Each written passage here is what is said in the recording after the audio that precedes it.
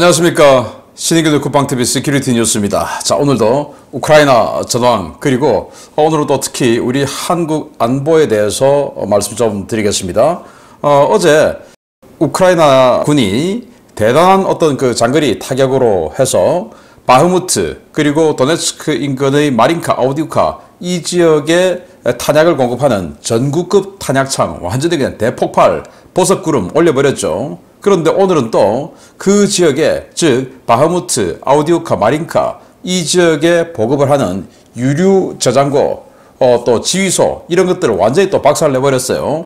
예, 너무나 큰 유폭이 일어나서 이 기름 덩어리들이기 때문에 화재 진압도 안 되는 상황이라고 하는데 어떤 내용인지 자 그러면 이 전방에 추진되어 있는 전차들, 장갑차들 기름은 폭파해버렸죠.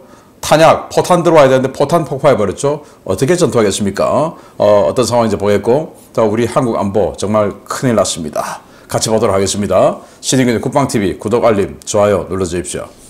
국제원자력기구 IAEA의 후쿠시마 처리수에 대한 최종 보고서가 발표되면서 한간의 괴담이 사실 무근인 것으로 확인된 가운데 해군이 괴담 때문에 함정용 방사능 측정기를 제작해 조달한다는 소식입니다. 과학의 바탕에 사고하고 정치적으로 중립이어야 하는 군이 왜 이러는지 모르겠습니다. 해군이 올해 중 해양에서 실시간으로 방사능을 측정할 수 있는 이동식 측정기를 도입할 계획이며 현재 국내 모 중소기업에서 해당 측정기를 제작 중이라고 국내 매체가 7월 6일 보도했습니다. 매체는 군 관계자를 인용해 해군이 올해 말부터 이동식 방사능 측정기 5대를 도입할 계획이며 이것이 사실상 초일기에 들어간 일본 후쿠시마 오염수 방류 때문이라고 주장했습니다. 이에 앞서 IAEA는 7월 5일 140페이지 분량의 보고서를 공개하면서 조사 결과 후쿠시마 원전 처리수 방류가 해양동물과 식물에 미치는 방사능의 영향은 무의미한 수준이고 인접국가의 국민이 노출되는 방사능의 양도 무의미한 수준이다 라며 처리수 방류가 환경에 미치는 영향이 negligible, 즉 무의미하다고 평가했습니다. IAEA는 태평양의 자연상태 삼중수소 농도는 리터당 0.1에서 1베크렐 범위이고 배출 지점 3km 이내에서만 삼중수소 농도가 자연상태보다 높지만 범위를 방류 지점 기준으로 490km, 290km 박스로 확대하면 최대 농도는 리터당 0.00026베크렐이라며 구체적인 수치도 제시했습니다. 세계보건기구와 국제방사성방호위원회 식수 삼중수소 함유량은 리터당 7,000베크렐인데요. 이는 0.00026베크렐과 비교하는 것 자체가 무의미한 수치입니다. 그러나 매체는 일본이 오염수 해양 방류를 시작할 경우 2-3년 이내에 한반도 주변 해역에 도착할 것이라는 관측도 나온다 라며 오염수 방류 이후 해군 함정이 방사능을 감지할 경우 군 작전에도 영향을 줄 수 있다 라며 조수기가 있지만 방사능에 노출되면 무용지물이라고 주장했습니다. 해군은 지난 2020년 실시한 외부 연구 용역에서 일본 처리수가 우리 해군 작전 해역에 미치는 영향이 거의 없다고 판단을 했고 같은 시기 해양수산부와 원자력안전위원회 정부합동 태스크포스의 후쿠시마 오염수 관련 현황 보고서에도 문제가 없다는 결론이 나온 바 있는데요. 그럼에도 불구하고 해군은 이동식 방사능 측정기 도입 계획을 수립하고 조달에 나섰습니다. 일본 처리수 문제가 정쟁의 수단이 되고 있는 가운데 해군의 이러한 비과학적인 조치는 국민 불안을 가중시키고 고통에 시달리고 있는 어민들의 상황을 더욱 악화시킬 가능성이 있는데요. 부디 군 당국 과학적이고 객관적으로 행동하시기 바랍니다. 네, 해군이 이 방사능 측정기를 도입하겠다. 이것에 대해서 방사능이 걱정이 되어서 해군 함정에 또는 승조원들에게 혹시 지장이 있을까봐 이런 방사능 측정기를 장착을 했을 것이다 라고 보는 시각이 있고 저는 우리 해군 참모총장을 비롯한 해군 수뇌부가 그런 생각은 아닐 것이다 라는 생각을 가져봅니다. 이 회의를 통해서 이 원고를 만들어 주는 우리 연구원들은 아주 부정적으로 이제 이 보고를 저에게 했는데 저는 우리 해군 참모총장 또 해군 수뇌부 난 그런 사람은 아닌 것 같다 라고 저는 생각을 해요. 일단 처리수와 오염수 오염수가 아니고 처리수죠. 자, IAEA 보고서가 있습니다. 이 IAEA 보고서 바로 후쿠시마 처리수에 관한 보고서인데 여기에 ALPS, 알프스라고 하는 이게 그 일본이 개발한 필터 장치예요. 이거 일본뿐만 아니고 러시아도 쓰고 중국도 수입했다라고 하죠. 그래서 이런 그 알프스 장치로 인한 정화 장치를 통해서 이제 나오는데, 물론 삼중수소는 그 필터링이 되지 않는다고 그래요. 그런데 삼중수소는 물에 나오면 희석이 돼요. 그리고 인체에 들어와도 축적이 안 돼요. 이제 이걸 전제로 하고 우리가 이해를 해야 됩니다. 자, 여기 보시면 정상 운전 중에 알프스 처리수, 그러니까 일본이 개발한 필터링 장치예요. 방류에 의한 수중 동식물의 방사능 영향 평가 결과도 무시할 수 있는 것으로 확인되었다. 무시할 수 있는, 의미 없다 이거죠. 방사선 환경 영향 평가 결과는 인접국 주민에 대한 추정 선량이 무의미하다는 것을 보여준다. 의미 없다 이거죠. 그래서 이 태평양의 자연 상태의 평균 이 삼중수소 농도가 리터당 0.1에서 1베크렐 범위라는데, 이게 후쿠시마 원전에서 3km 이내는 물론 자연 상태보다 높다 이거예요. 그런데 우리가 사람이 마셔도 되는 식수로 사용해도 되는 이 함유량은 리터당 7,100베크렐, 엄청나게 높은 거죠. 뭐 이 숫자 보니까 제가 겁이 좀 나는데요. 그런데 문제가 없다라는 겁니다. 그런데 태평양의 평균 그 삼중수소 농도가 0.1에서 1베크렐. 그런데 이걸 290에서 490km로 확장을 시키면 이제 쫙 나가서 희석이 쫙 되기 때문에 그래서 추가되는 양이 리터당 0.00026베크렐. 의미 없다 이겁니다. 영향이 미약하다 이게 아니고 그냥 의미 없다, 무의미하다라고 평가를 했어요. 이런 걸 가지고 또 해류가 한 바퀴 쑥 태평양을 돌아서 우리 대한해협으로 들어오지도 않고 다시 또 돌아나가는 이 해류가 있음에도 불구하고 그래도 문제 있다라고 주장을 하죠. 마치 10년, 12년 전에 광우병 괴담을 퍼뜨렸던 그 세력이 똑같은 짓을 지금 하고 있죠. 무슨 뭐 그거 하면 소가 주저앉고 그거 먹으면 우리도 사람도 주저앉고 뇌에 구멍이 숭숭 뚫리고, 지금 뇌에 구멍 뚫린 사람 있습니까? 그것 때문에. 저는 참고로 미국산 소고기 굉장히 좋아합니다. 소고기 먹으면 미국산 소고기 먹어요. 왜냐, 호주산보다 어떤 냄새라든지 이런 게 더 좋다라고 저는 개인적으로 생각을 하고, 한우 좋지만 비싸서 선뜻 손이 안 가죠. 그래서 저는 소고기 먹을 때는 미국산 소고기를 주로 사요. 이거는 진실입니다. 그럼에도 불구하고 저는 뇌 구멍이 안 뚫린 것 같아요. 며칠 전에 종합검진했는데 뇌 구멍이 안 뚫려 있었어요. 그러니까 그들이 거짓말 한 거죠. 그거 세상이 다 아는 일이죠. 자, 그래서 지금 뭐 관련해서 뭐 오염수, 노출 위험 크다 어쩌고저쩌고 뭐 쫙 나옵니다. 쿠키뉴스, 뉴시스, SBS, 아시아경제, 미디어오늘 여기는 완전 좌빨이고, 아시아경제 등등 하면서 이재명이가 뭐라고 하냐. 이분을 옥스퍼드 대학 교수인데 돌팔이라고 합니다. 와, 진짜 기가 차죠. 이재명이 따위가 옥스퍼드 대학 교수를 돌팔이라고 해요.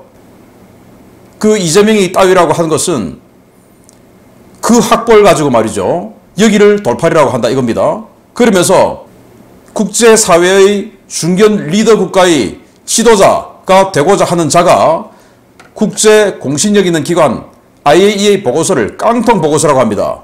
이런 심성을 가지고 국제기구를 부정하는 이자가 대한민국 리더가 되어서 되겠습니까?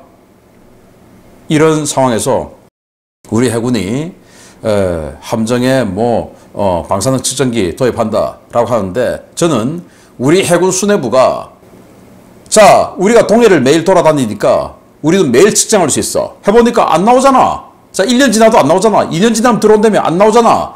이걸 증명하기 위해서 방사능 측정기를 함정에 설치한다 라는 게 그 해군의 의지가 아닌가라고 저는 생각을 하는데, 부디 그러기를 바랍니다. 무슨 이런 이따위 언론들의 주장처럼 해군이 걱정이 되어서 라고 하면 지금 달고 있는, 어깨에 달고 있는 별견장들 4개씩 3개씩 달고 있는 거 다 떼고 집에 가야죠. 어디 감히 이 정부에서 녹을 먹습니까? 안 되죠. 그래서 저는 우리 연구원들에게 그래서 아닌 것 같다. 아무 문제가 없다는 것을 증명하기 위해서 설치하는 것 같다라고 제가 회의 때 이야기를 했는데 그 말 맞기를 바랍니다. 그렇지 않습니까? 두 번째입니다.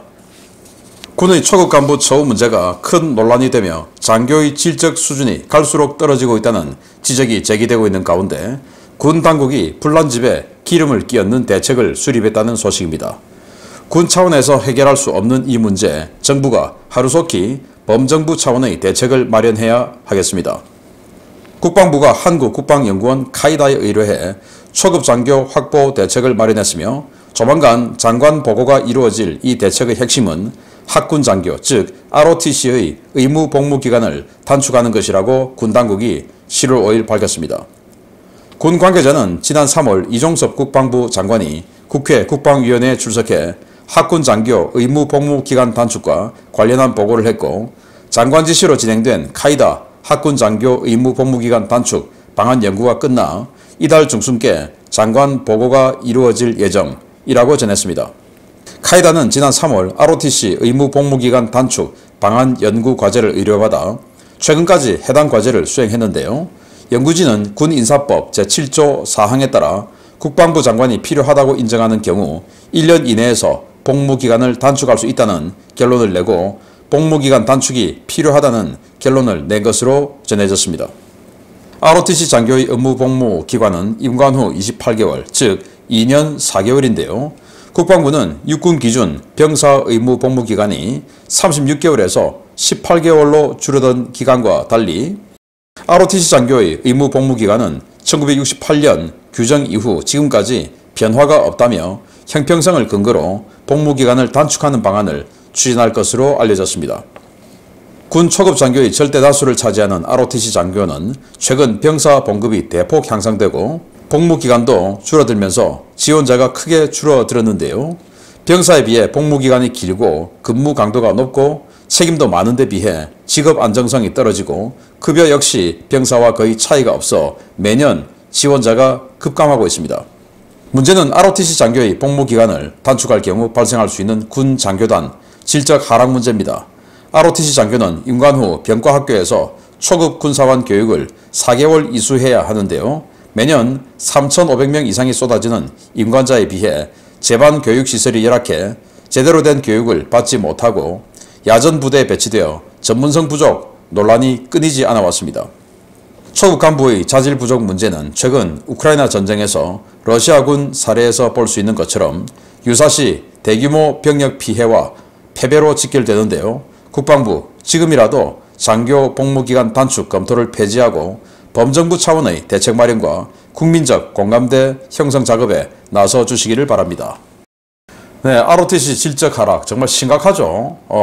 ROTC가 한 4,500명 인관하다가 요즘 한 3,500명 정도 인관을 합니다. 왜 이렇게 많이 하냐? 소대장이 워낙 소대가 많지 않습니까? 그래서 이렇게 많이 인관하는데 ROTC가 한 3,500명 그리고 3사관학교 거기가 한 7,800명 인관을 하고요. 연간 그리고 육군사관학교가 한 200여 명 인관을 하고 그리고 또 학사장교 있습니다. 4학년 마치고 가는 학사장교 거기가 이제 1,000명 안팎으로 인관을 하고 이제 그럽니다. 그 중에서 가장 많은 비율을 차지하는 게 ROTC였고 과거에도 거의 뭐 육군사관학교 다음으로 질적 수준이 높다라고 평가받아왔던 이 개통들이 바로 ROTC였습니다. 그런데 요즘 ROTC 인서울 학교 ROTC 거의 다 미달이죠. 서울대학교 연세대 고려대 ROTC 학교 내에서 볼 수 있습니까? 잘 안 보이죠. 잘 안 간다 이겁니다. 왜냐? 아니 다른 애들은 1학년 마치고 군대 갔다 와서 짧게 1년 6개월 갔다 와서 그리고 복학 준비해서 복학해서 2학년부터 4학년까지 열심히 공부해가지고 취업을 한다라는 건데 아니 3학년 4학년 사복도 안 입고 이런 정복 입고 다니면서 빡세게 구르면서 또 다른 학점 또 이수하고 하면서 졸업해가지고 28개월 동안 내가 복무하면서 제대하고 왔더니 대기업에서 예전처럼 특채도 안 해주고 또 그때 다시 취업 공부를 하려니까 학생 신분도 아니고 학교 도서관도 갈 수 없고 노량진에 가봤더니 나이가 좀 더 들어서 머리에 잘 들어가지도 않고 또 그 나이 되어서 부모에게 용돈 받으려고 하니 그것도 애매하고 이렇게 되는 거예요. 누가 가겠습니까 여기에?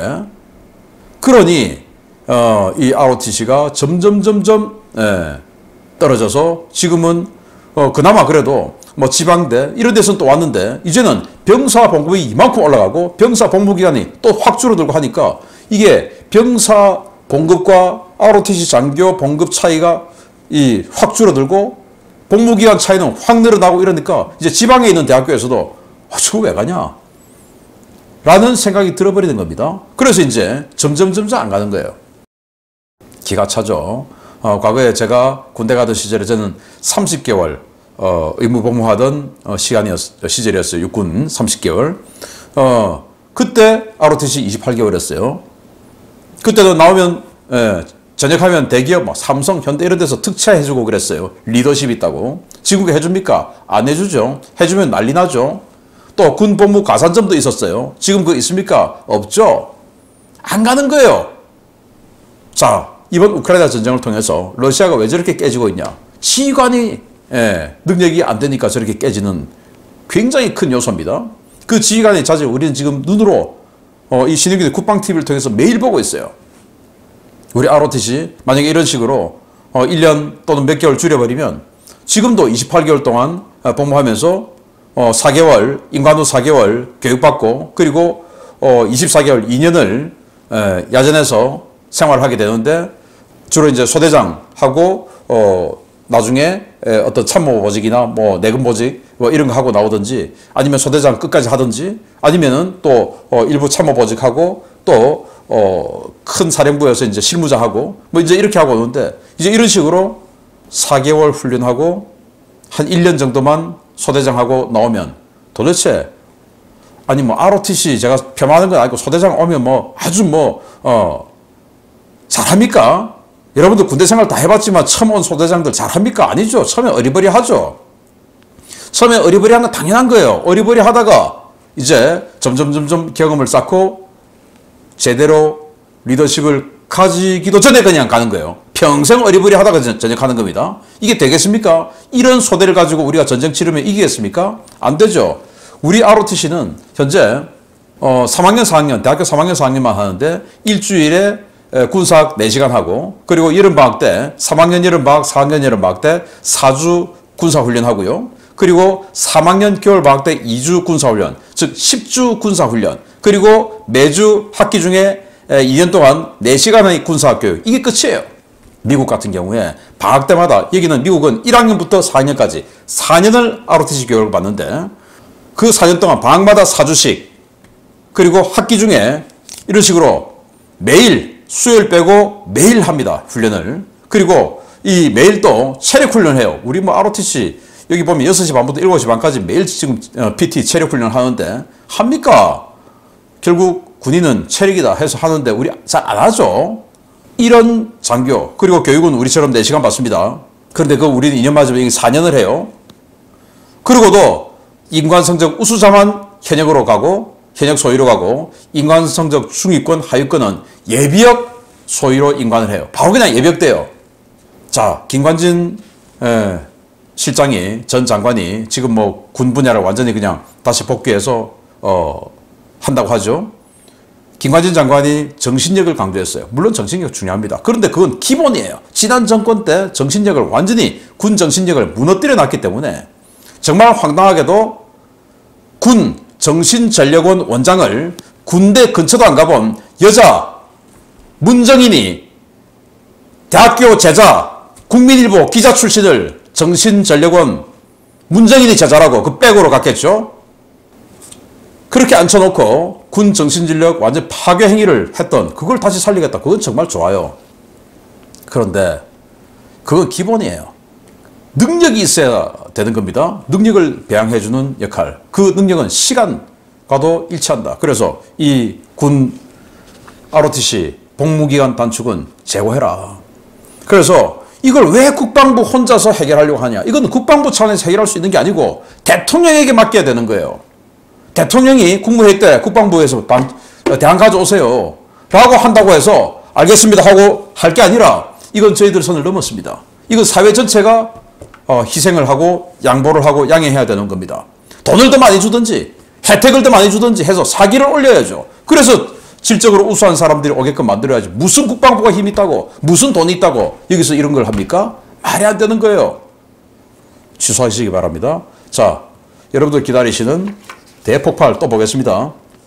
7월 4일 탄약고 피격으로 버섯구름을 봤던 도네츠크주 마키유카에서 또 대규모 폭발과 화염이 솟구쳤다는 소식입니다. 도네츠크 지역 러시아군 한동안 손가락만 빨고 있어야 할 것 같습니다. 우크라이나군이 지난 7월 4일 도네츠크주 마키유카 지역의 러시아군 전국급 탄약 저장시설을 날려버린 데 이어 이번에는 탄약 저장시설 인근에 있던 대규모 유류 저장시설과 지휘소를 연달아 초토화시켰다고 현지 오신트 소식통들이 7월 6일 리포트했습니다. 이번 공격은 현지 시각으로 오후 9시께 최초 보고됐는데요. 한두 발의 로켓탄이 마키유카 북서쪽의 유류 저장시설에 명중했고 시설에서는 곧바로 엄청난 불기둥이 치솟았습니다. 피격 직후 소방당국이 출동해 진화를 시도했지만 이곳에 저장되어 있던 유류가 워낙 많았고 연료 탱크들이 연이어 유폭을 일으키면서 화재 진화에 어려움을 겪고 있는데요. 소방당국은 화재 진화를 포기하고 불길이 주변으로 옮겨 붙는 것을 막기 위한 조치에 집중하고 있습니다. 이번 유류 저장시설 피격은 수 킬로미터 밖에서도 화염과 연기를 관측할 수 있을 정도로 화염이 컸는데요. 현지 오신트 소식통들은 이 유류 저장시설이 인접한 마린카와 아우디우카 전선에 배치된 도네츠크군 제1군단과 러시아군 제8연합군 예하부대들이 연료를 공급하는 전진기지였다고 전하고 있습니다. 우크라이나군은 같은 시간대 불레다르 전선에서 후방으로 약 25km 떨어진 볼로바카 지역의 러시아군 지휘소 건물도 GMLRS로 타격했는데요. 이 피격된 건물은 러시아군 제11 차량화 소총사단과 제295 차량화 소총사단의 전방지휘소, 연방보안국 파견대 등이 입주해 있던 건물로 수십여 명의 사상자가 발생한 것으로 전해졌습니다. 도네츠크 지역의 대규모 군수지원 시설과 지휘소들이 연이어 피격되면서 러시아군은 이 지역 전선 유지가 상당히 어려워지게 됐는데요. 우크라이나군이 매일 1-2km씩 진격하며 이르면 다음 주에는 러시아군 핵심 물류 허브와 철도선이 재래식 포병 타격권에 들어갈 전망이어서 러시아의 전황은 갈수록 악화될 것으로 기대됩니다. 네, 어제는 탄약이 터져가지고 버섯구름이 올라왔는데 오늘은 기름이 터져서 이런 지금 불이 이거 사진도 선명합니다. 왜냐 러시아 소방당국이 찍어서 타스 통신에 지금 보도한 사진이기 때문에 이렇게 선명해요. 유류가 폭발돼서 너무 지금 큰 폭발이 일어나고 이 엄청난 기름을 어떻게 진압하겠습니까? 그래서 주변으로 번지는 것을 막는데 어떤 사태 수습에 초점을 두고 있을 정도다라는 거예요. 이렇게 많은 유류가 전방으로 가야 장갑차와 전차가 움직일 텐데 이 유류가 다 파괴돼 버렸어요. 물론 뭐 또 갖고 오겠지만 저장시설도 파괴돼 버렸죠. 저장시설 새로 또 마련해야 되겠죠. 그럴 동안 며칠 지나가죠. 그 며칠 동안 굉장히 심각한 보급 부족 사태가 발생해서 뭔가 지휘관들이 전차 움직여, 장갑차 움직여 하는데 부담스럽겠죠. 움직이다가 기름 떨어져 버리면 노란불 들어와 버리면 어떡하냐. 적진 들어가다가 노란불 들어와 버리면 큰일 나는 거죠. 그냥 전갑차, 전차 놔두고 와야 되는 거죠. 그러니까 섣불리 공세를 못하게 되는 상황. 거기다가 탄약고 폭발해서 탄약도 지금 보급이 안 되는 상황. 이런 게 지금 상당 기간 진행될 것이다. 그러면 또 이제 가지고 올 때 가만 놔둘 거냐. 이동하는 기차 때려버리고 하겠죠. 자, 그래서 제가 내일 아침에 전해드릴 시큐리티 뉴스 지금 우리 연구원들이 자료 취합하고 있는데 바흐무트 지역에 여기에 이 유류와 탄약이 바흐무트로 가지 않습니까? 그 바흐무트 지역에 제가 오늘 아침에 굉장히 많은 병력들이 들어왔다. 6, 7만 명이 들어왔다. 라고 말씀드렸는데 자, 그러면 엄청난 전과가 올라갔는지 그거 지금 하고 있는데 재미있는 상황이 있습니다. 내일 아침 기대해 주십시오. 내일 아침에 바흐무트에서 어떤 일이 또 벌어졌는지 알려드리도록 하겠습니다. 자, 이렇게 해서 완전히 보급할 수 있는 이 군수지원 체계 무너지고 있는 가운데 지휘 체계까지도 박살났다. 그래서 여기 2개 사단의 지휘소하고 그리고 FSB 파견대 지휘소가 들어와 있는 이 지휘소가 GMLRS 맞고 이런 식으로 박살이 나버렸다. 라는 거죠. 헤드가 그냥 날아간 겁니다. 2개 사단 지휘소. 물론 사단장 있는 본 사령부는 아니고 추진 지휘소. 그러니까 그냥 일부 연락 지휘소 정도 되는 전방 지휘소죠. 그럼에도 불구하고 전방에 추진되어 있는 이 일선 부대들하고 연락 체계가 끊어져 버리는, 또 약해져 버리는 이런 상황이 되니까 그 부울레다르 지역에서 전투하는 2개 사단 심각한 문제 발생하지 않겠습니까? 계속 우크라이나가 이런 식으로 후방 지역을 때리면서 선전하고 있는데, 이게 진짜 전방에서 1km 미는 것보다 더 효과가 크죠. 잘하고 있습니다. 그리고 제가 내일 아침에는 바흐무트에서 6, 7만 명을 추가 동원한 러시아군이 어떻게 됐는지 알려드리는 시간을 갖도록 하겠습니다. 마치겠습니다. 감사합니다.